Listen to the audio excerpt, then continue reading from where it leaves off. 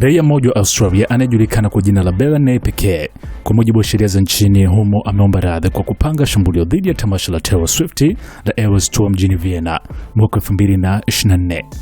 Mamlaka ziligundua mpango wa mwanaume huyo mwenye umri miaka 21 mapema na kufuta maonesho matatu ya msanii huyo jijini humo kama tahadhari. Bernie ambaye alikiri mashtaka mwezi Aprili mwaka huu anasubiri hukumu yake ya kesi inayomhusu kutokana na matendo yake. Hii ni kwa mujibu wa Associated Press in AP. Ningependa tu kusema kwamba ninaomba radhi, mwanaume huyo alisema kabla mahakama kuahirisha kesi hiyo. Mwanaume huyo ameshtakiwa kwa makosa ya ugaidi pamoja na kuwa mwanachama wa kundi la kigaidi. Anakabiliwa na kifungo cha zaidi ya miaka 20 jela. Mwakilishi wa Taylor Swift kujibu mara moja ombi la Rolling Stone la kutoa maoni kuhusu swala hilo. Waendesha mashtaka wanadai ya kuwa Bernie alishirikiana na ISIS kupanga kushambulia mashabiki wa Taylor Swift kwa visu na mabomu nje ya uwanja wa Ernest Happel.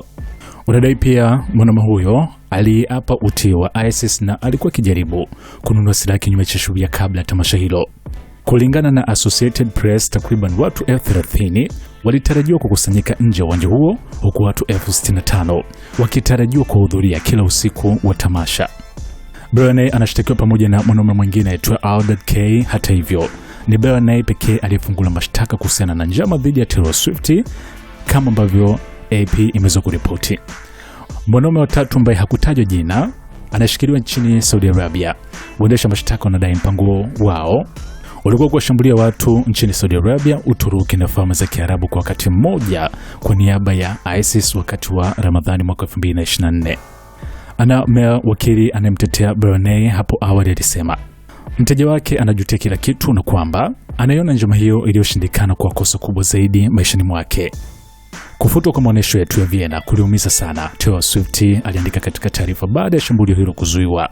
Sababu ya kufutwa kwa maonesho hayo ilinijaza hofu mpya na kiwango kikubwa cha hatia, kwa sababu watu wengi walikuwa wamepanga kuhudhuria maonesho hayo.